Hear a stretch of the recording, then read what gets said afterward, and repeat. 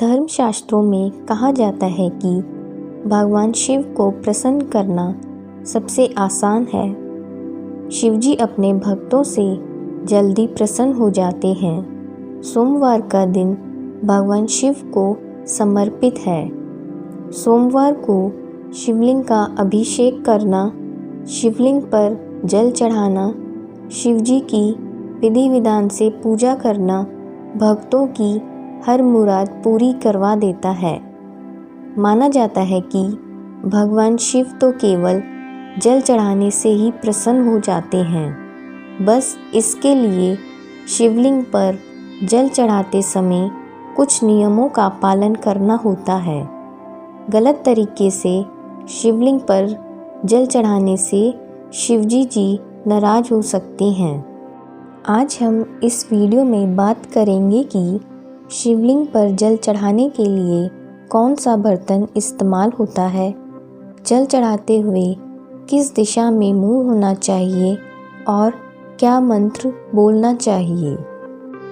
शिवलिंग पर जल चढ़ाते वक्त आपका मुंह पूर्व दिशा की ओर कभी नहीं होना चाहिए। इस दिशा को भगवान शिव का प्रवेश द्वार माना जाता है, इसलिए इस दिशा की ओर मुंह करके जल चढ़ाने से भगवान शिव के द्वार में रुकावट पैदा होती है और वह नाराज हो जाते हैं। शिवलिंग पर जल चढ़ाते वक्त आपका मुंह उत्तर दिशा की ओर होना चाहिए।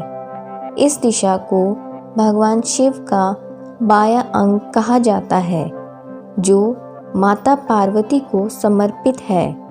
इस दिशा में मुंह करके जल देने से माता पार्वती और भगवान शिव दोनों की कृपा प्राप्त होती है। किस बर्तन का इस्तेमाल करें? भगवान शिव को हमेशा कलश से ही जल अर्पित करें।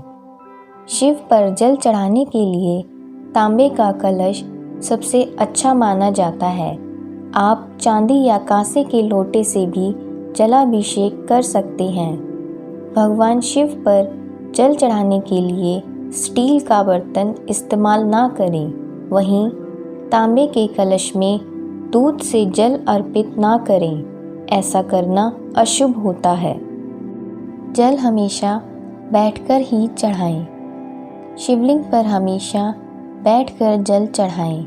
रुद्राभिषेक करते वक्त भी खड़े ना रहें।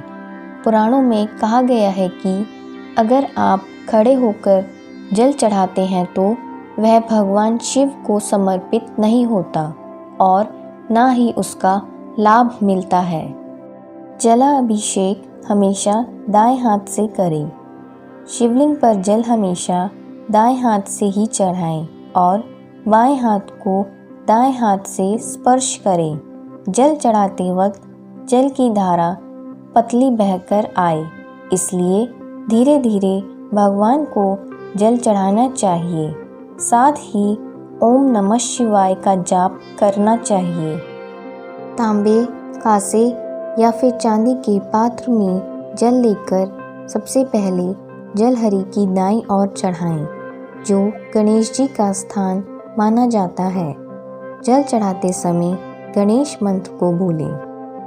दाएं ओर जल चढ़ाने के बाद बाईं ओर जल चढ़ाएं। इसे भगवान कार्तिकेय का स्थान माना जाता है। इसके बाद जलहरी के बीचों बीच जल चढ़ाएं। इस स्थान को शिवजी की पुत्री अशोक सुंदरी का स्थान माना जाता है। अशोक सुंदरी को जल चढ़ाने के बाद जलधारी के गोलाकार हिस्से में जल चढ़ाएं। इस स्थान को माँ पार्वती का हस्तकमल कहते हैं। अंत में शिवलिंग में धीरे धीरे कर शिव मंत्र बोलते हुए जल चढ़ाएं।